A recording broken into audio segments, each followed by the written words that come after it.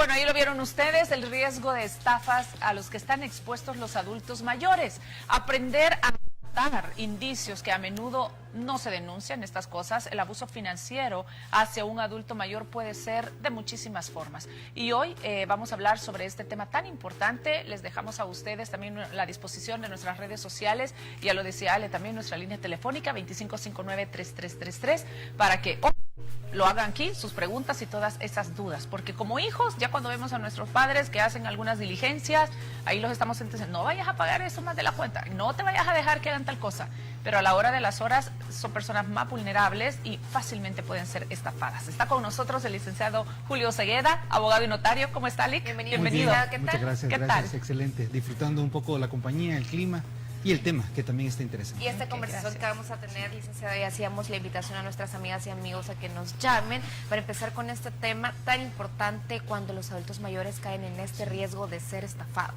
Exactamente, todos tenemos un riesgo de ser engañados, de caer en una treta de alguna persona malintencionada. Sin embargo, las personas adultos mayores tienen un riesgo adicional y esto tiene que ver precisamente con los procesos cognitivos que con el paso del tiempo pueden ir disminuyendo la capacidad precisamente de que podamos advertir que una persona nos está engañando. La identificación de ciertos rasgos que muchas veces lo hacemos de manera inconsciente. Ya sabemos que, por ejemplo, una persona pueda ver hacia un lado o hacia otro, o mostrarse nervioso o tardarse mucho, por ejemplo, en responder una pregunta. Son indicios que a uno le van dando como la sensación de que hay un engaño, que hay una mentira, pero probablemente con el paso del tiempo sea más difícil el identificar ese tipo de situaciones. Por eso es que las personas adultas mayores van a tener un mayor riesgo de ser estafadas. Eso y también el hecho de las mismas necesidades que las personas pueden estar teniendo. Temas médicos, por ejemplo, temas de ansiedad, de los problemas que pueden estar acarreando también de sus nietos, de sus hijos, pueden implicar que la persona también busque unas salidas que no van a ser las normales y que precisamente los van a poner en esa situación. Y si a esto le sumamos que a veces son muy confiados, ya confían en todo el mundo, le creen a todo el mundo, creen que no hay personas malintencionadas, porque posiblemente en su época sí era todo más sencillo o había menos cosas que se podían hacer o menos complicadas en cuanto a trámites y demás, y ahora creen que todo es fácil y que la gente está dispuesta a ayudarles. Y lo que usted decía, por la misma edad de ellos, estas personas sí se pueden aprovechar. Exacto. ¿Cuál es el riesgo más común o cuál es la situación más común en la que caen en estafa los adultos mayores? Bueno, aquí vamos a encontrar nosotros dos tipos de situaciones. Unas que vamos a llamar estafas circunstanciales y otras que en efecto son estafas. ¿Qué es esto de la estafa circunstancial?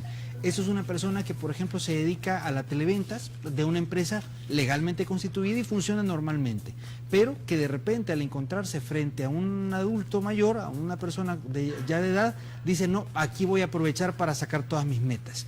Y entonces le empieza a dar una información a la persona que no es la adecuada, empieza a presionarlo para que la persona acepte, o inclusive tal vez la conversación no da para que precisamente la persona pueda decir, sí quiero un determinado producto, y a pesar de eso el vendedor se lo carga.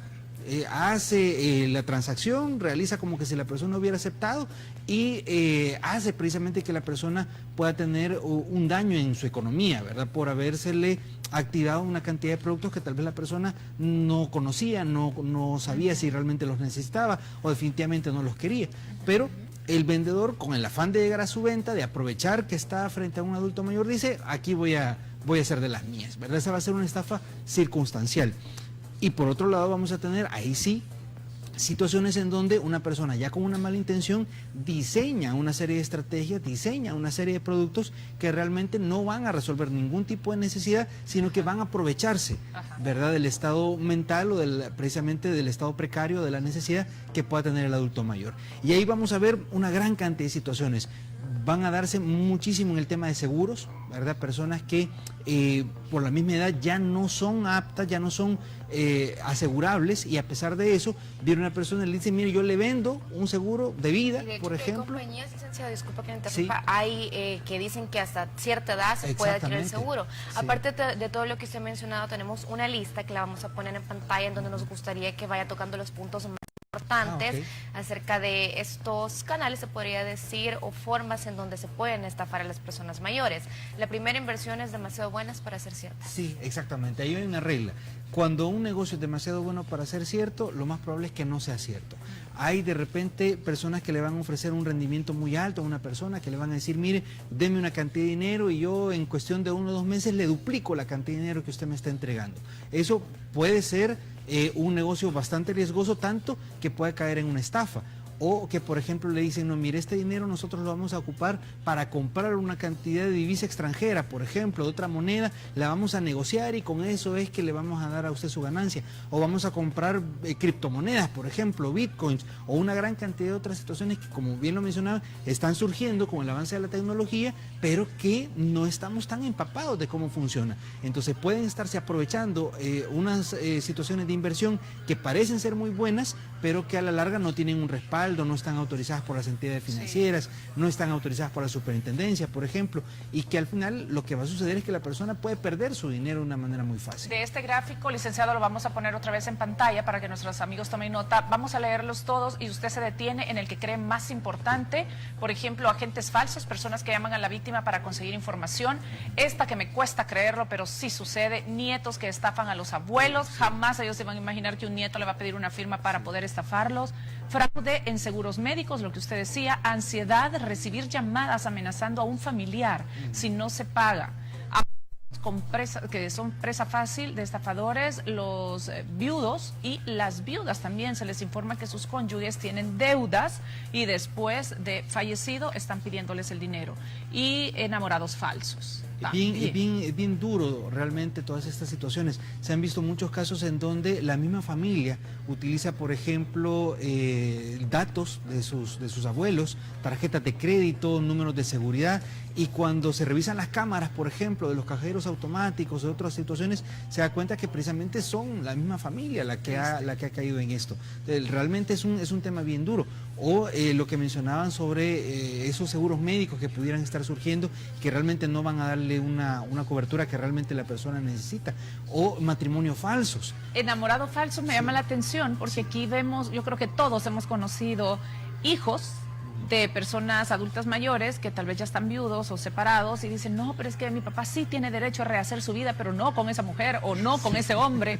¿Y por qué? Porque si está enamorado, porque los hijos quizás son los que pueden ver la intención que lleva la otra persona y quizás se quiere aprovechar de los ahorros, de la pensión, y él, como esté enamorado o ella, no lo cree. ¿Qué tan común es esto y cómo se puede hacer? Es bastante común, y precisamente por lo que hablábamos, las personas vamos a tener una cierta capacidad natural de detectar a aquellos que nos están mintiendo, pero esa capacidad va a ir disminuyendo conforme al tiempo. Entonces, por eso es que los hijos, la familia va a estar diciéndole, mira, cuidado, esta mujer o este hombre, porque puede suceder en uno u otro sentido, solo quiere tu dinero, tal, pero la persona no lo logra ver. Por eso es importante que haya ciertos cuidados que se puedan tener en ese caso, que no se trata de simplemente cerrar el corazón, vamos a decir, en esas situaciones, sino que son cuidados jurídicos que se pueden tener. Por ejemplo, tener al día su testamento, tener las cosas en regla de quién es el que se va a encargar, por ejemplo, del cierre de una cuenta, no darle de buenas a primera firma en los cheques a la otra persona, ¿verdad? No darle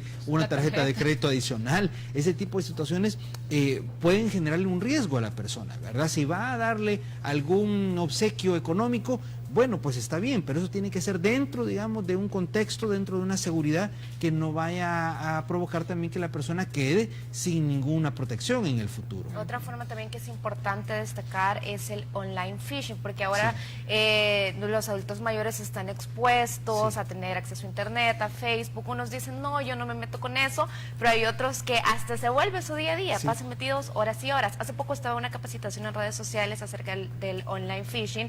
Yo lo vi desde el punto de vista de Instagram, desde el punto de vista de Facebook. Yo ya he sido víctima de esto, yo no lo sabía, en donde mandan un correo a nuestro correo personal y mandan, por ejemplo, en Instagram como que si me van a verificar a mí con el chequecito azul. Entonces me han dicho que cuando yo empiezo a llenar todos esos datos, lo que hacen es están robándome mi cuenta de Instagram.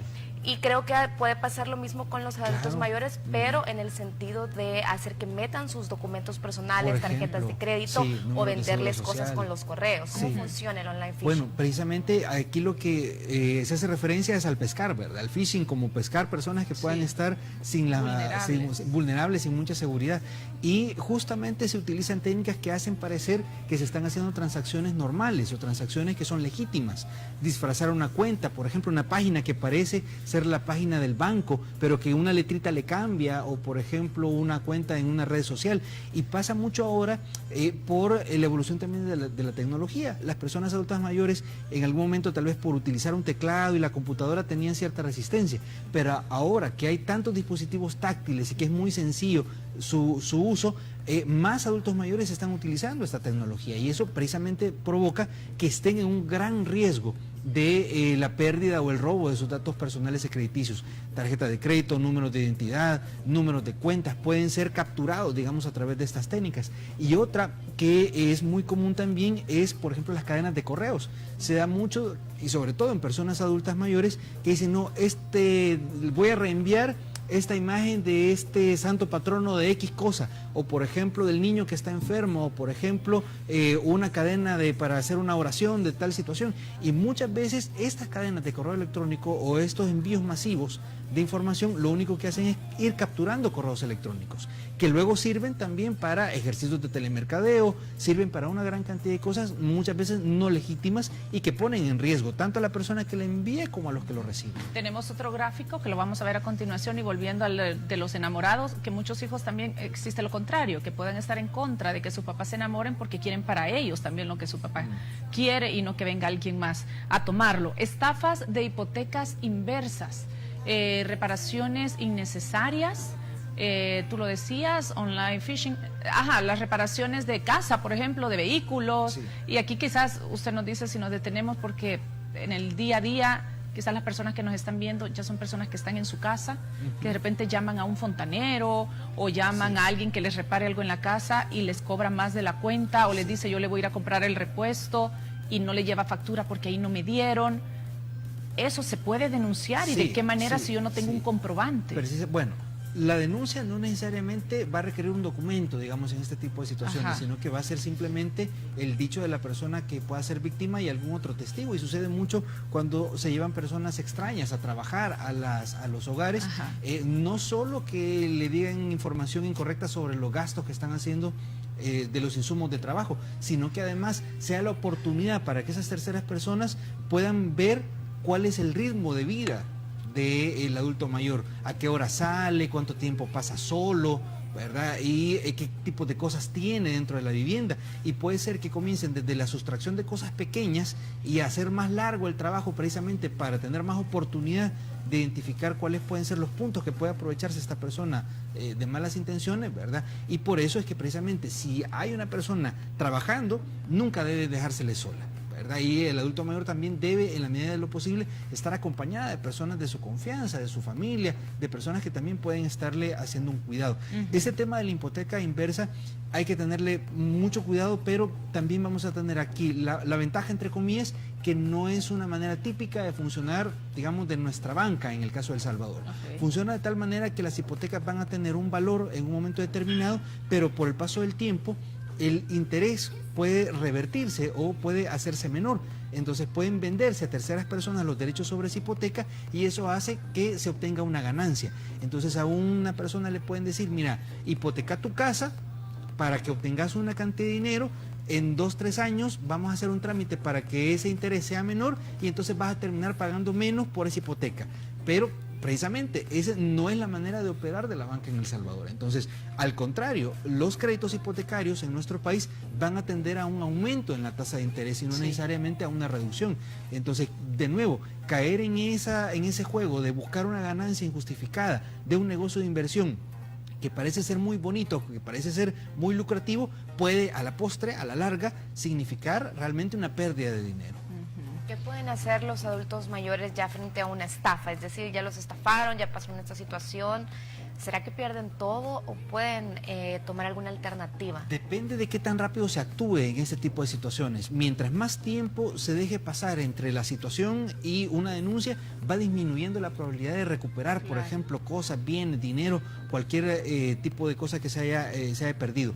Por eso es importante primero que la persona no sienta la vergüenza, no sienta la pena de decir, mire, tuve un problema, me engañaron. No pasa nada. Es que tanto adultos mayores como personas más jóvenes podemos ser víctimas de eso. Entonces, no hay ningún problema con que la persona se acerque a la policía, a la fiscalía, a un abogado de su confianza, le exponga el caso, le diga, esto fue lo que me sucedió, para tratar de realizar una serie de acciones que pueden ser óptimas mientras sean rápido, sea muy breve, muy corto la diferencia de tiempo que haya pasado, ¿verdad? Pero si dejamos pasar mucho tiempo va a ser bien difícil. Entonces es importante que el adulto mayor confíe en su familia, confíe en las personas que estén cerca y en última instancia confíe también en las instituciones. Si tiene duda de una inversión, que llame a la superintendencia, que llame a un abogado de su confianza. Si tiene duda de un negocio que le están ofreciendo, igualmente. Si tiene duda del perfil que pueda tener una persona, el enamorado, la enamorada, también que la investigue, que ahora hay una gran cantidad de mecanismos que se pueden tener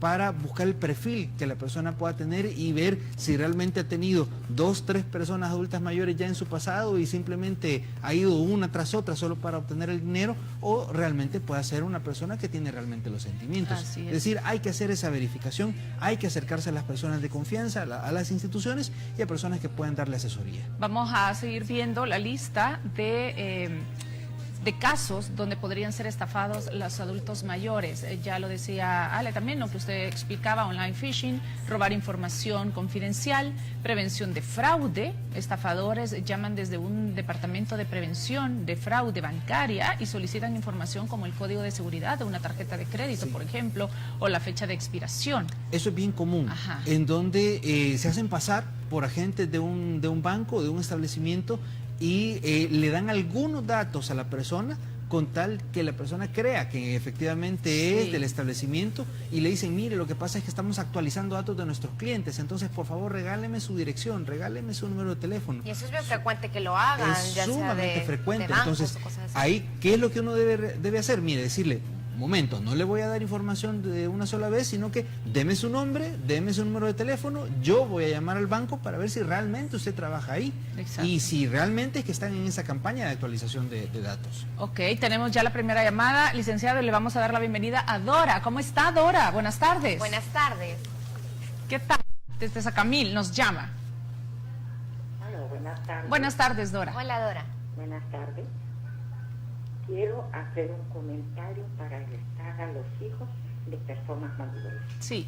Un caso de un joven que llegó amigo de la familia, averiguó que la señora tenía una propiedad donde ella vivía, ¿verdad? Una casita.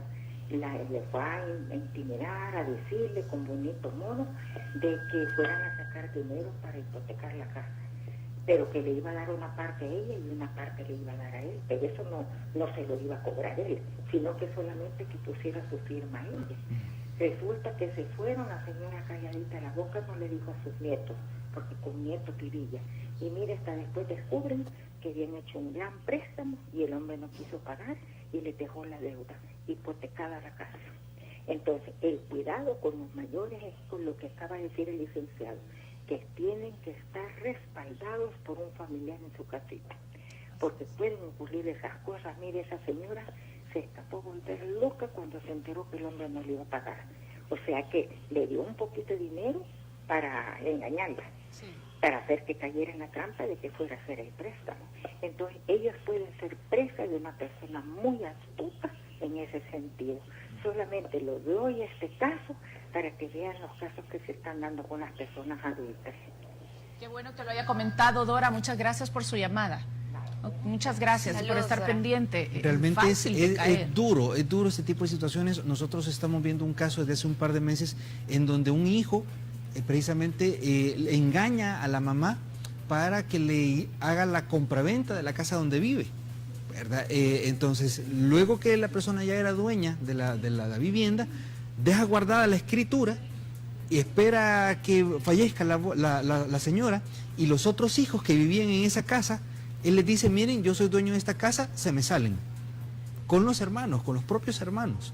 Entonces, hay situaciones en donde la mala intención puede llegar más allá de la sangre, ¿verdad? Entonces, por eso es bien importante que las personas se hagan acompañar siempre de un abogado de su confianza, que puede ser que venga un hijo y le ofrezca, no, mira, vamos a hacer un negocio con estos y estas partes, estos componentes. Pues está bien, le puede decir la persona, con todo el cariño del mundo, pero vos puedes estar tu abogado, pero yo voy a llevar el mío, ¿verdad? Porque el mariachi toca la canción Claro, que le piden, ¿verdad? así es. Entonces, el abogado que le lleve a la otra persona le va a decir lo que quiere que le digan, ¿verdad? Por eso es importante que la persona dueña de las cuestiones, de las casas, de los inmuebles, de lo que fuera, sea acompañada de su propio abogado, que revise los documentos y que le explique, mira, el problema en el que te vas a meter son estas, las consecuencias de firmar ese tipo de documentos, un préstamo, por ejemplo, son estos, la manera de garantizarse pudiera ser esta, si te quieres meter en ese negocio, de acuerdo, pero que la otra persona te firme una letra de cambio, te firme un documento en donde se haga constar cuáles son realmente las condiciones que se puedan estar dando, a manera de protegerse también las espaldas. ¿Y realmente funcionan los documentos de respaldo, se podría decir? Porque, ¿qué pasa si estos documentos son falsos? ¿Igual servirían para probar? Precisamente, ¿o no? sí. Más si son falsos, es otro sobre cargo. todo si son falsos los documentos, la persona que está siendo víctima de una estafa, por ejemplo, llega a la fiscalía, cuenta la historia y el fiscal le va a preguntar, mire, ¿y qué tiene para demostrar que ha sucedido? No, mire, fíjese que me hicieron firmar este documento que parecía ser una escritura pública, pero en realidad no está escrita, en realidad el abogado que aparece aquí no es notario, en realidad los inmuebles que están aquí relacionados no son los que realmente se estaban negociando, la cantidad que ahí aparece relacionada yo jamás la recibí, etcétera, ¿verdad? Entonces los documentos van a ser un indicio, una prueba que le va a servir también a las autoridades para perseguir a las personas que hayan cometido la estafa o la defraudación. Y otra de las estafas, creo yo, aunque sean muy chiquititas y que cualquiera puede decir es quizás solo un simple engaño, es cuando los adultos mayores, o en este caso los abuelos o nuestros padres, van a pasar consultas a un médico particular, que no sea un seguro social o que no sea un hospital, y tal vez a algún tratamiento que estén ellos haciéndose. Sí. Y entonces en este caso son los hijos o los nietos los que ayudan económicamente. Y comenzamos a ver que pidió para no sé qué, es que después pidió para no sé cuánto.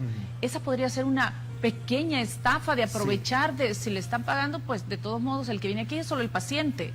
El que paga o le ayuda a pagar el tratamiento ni siquiera se asoma por tiempo, por lo que sea, y entonces no se entera de que no le están, dan, o sea, vez. nunca terminan Sí. y le piden y le piden y le piden y después de una radiografía otra. Eso también Sí. tendría que tener factura o el paciente Claro. decir, mire, por cada bono que yo le doy para un tratamiento dental, para un tratamiento... Quiero ver un resultado, de quiero ver un cualquier producto cosa, concreto. quiero No, y es bien difícil el tema de salud, comprobante de que ¿verdad? pagué. Porque muchas veces estamos hablando de padecimientos crónicos también y que la persona tiene la expectativa de que con un tratamiento va a resolver, por ejemplo, cosas tan complicadas como una diabetes, Sí. un cáncer o cualquier otro tipo de enfermedad, y que de buenas a primeras le diga a una persona, no, mire, no se preocupe con este tratamiento, tomándose este jugo de cilantro, por ejemplo, va usted a curarse de una cantidad de enfermedades, que puede ser que haya algunos tratamientos naturales que le van a dar algún tipo de alivio, pero que a la larga también pueden ser simplemente placebos que no le rindan ningún tipo de beneficio. Entonces la persona tiene que estar también sumamente atento a ese tipo de tratamientos y no dejarse llevar. ¿Y qué se hace ahí? ¿Se va? Igual, sí, o sea, ahí puede haber dos situaciones. Puede ser que la persona que le está dando el tratamiento realmente sea médico, realmente sea un profesional acreditado para realizar ese tipo de tratamientos. Y que los estafando. pero y no que sea lo profesional estafando. ético. Que no sea un profesional ético, ya. Entonces, en ese tipo de situaciones que ya sea que no le da el tratamiento o que el tratamiento que le ha ofrecido realmente no le funciona para el padecimiento que la persona tiene y solo lo ha querido engañar, para eso están las juntas de vigilancia de la carrera médica del Consejo Superior de Salud Pública. La persona puede llegar a una de estas instancias y decir, mire, yo tengo un año con este señor y no me funciona lo que me está dando. Y ahí hacen una evaluación técnica para ver si realmente el tratamiento que le están dando realmente funciona. Ese es un primer escenario. El segundo escenario es que haya una persona que le diga que es médico o que le diga que tiene algún tipo de experticia, pero que realmente no lo es. Que simplemente sea un brujo, ¿verdad? O una persona, un curandero, o con todas esas denominaciones que pueden estar surgiendo. Eso es un delito que además se llama simulación de profesión médica. Aunque pongan el título ahí en la pared. Claro, porque pero a veces podrían ponerlo y no lo el título son. pudieran tenerlo, exactamente, y ahora mismo cualquiera hace un título en la computadora, lo imprime, lo enmarca y lo pone ahí, ¿verdad? Pero eso precisamente constituye un delito hasta similar. sellos se pueden imprimir. Hasta un sello se puede mandar a hacer y es medianamente sencillo, digamos, simular, hacer parecer que una persona tiene una profesión cuando realmente no la tiene. Entonces, eso, el solo hecho de colgar el título y decir yo soy médico, ya eso es un delito. Y además, ¿Penal? penal, exactamente. Y además, si yo utilizo esa simulación para engañar y obtener un provecho, entonces cometo otra cantidad de delitos, ¿verdad? Entonces eso puede ser denunciado también ante la fiscalía. Entonces, por ejemplo, ¿cómo se va a dar cuenta en ese caso la persona que ha sido víctima de esta situación?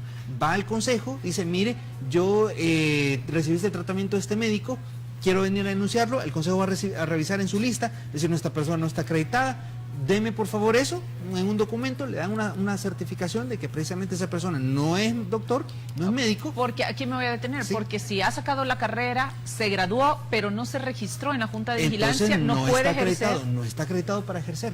Tiene que tener su número de Junta de Vigilancia para Sí. poder ejercer la profesión Ok. médica. Entonces, si no la tiene, entonces con eso se va a la fiscalía y ahí en la fiscalía pone la denuncia. Mire, esta persona me engañó, me hizo creer que era un galeno, me hizo creer que era un doctor y realmente no está acreditado para tal efecto.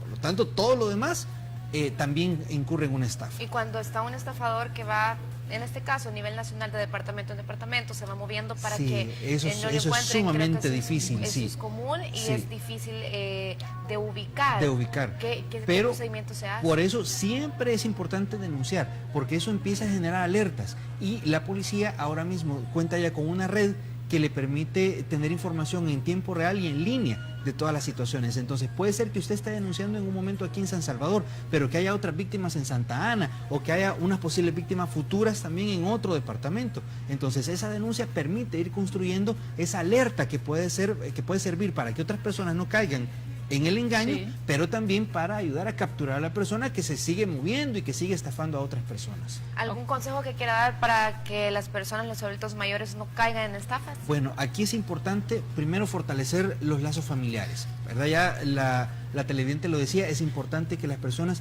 estén acompañadas de un familiar, estén acompañadas de alguien de su confianza, que además comenten todos sus deseos, necesidades, Sí. todas las situaciones que puedan estar sucediendo, porque puede ser que esa falta de confianza, esa falta de compañía sea lo que produzca en algún momento determinado una estafa. Y en caso de duda, siempre es importante que la persona consulte con un abogado, consulte con una instancia gubernamental, con Defensoría del Consumidor, por ejemplo, con la Fiscalía, con la Superintendencia, aquellos tratos, aquellas inversiones que parezcan que pueden ser muy bonitas y muy lucrativas, porque puede ser que no lo sean y que solo sean un riesgo bastante grande. Sí. Entonces, eso es como lo importante. Gracias, licenciado Julio Ezegueda, con nosotros. Aparece su teléfono ahí y también la forma de contactarse con usted, porque solo vemos el caso que la señora contó Sí. y puede ser muy Sí. grave. Puede llevar hasta la Exactamente. muerte de la decepción a una Claro, persona, sí, adulto sí. mayor, a una enfermedad grave de la impresión y no se vale, la verdad. Gracias. Muchísimas Muchas gracias. gracias Hasta la para próxima. servirles. Y nosotros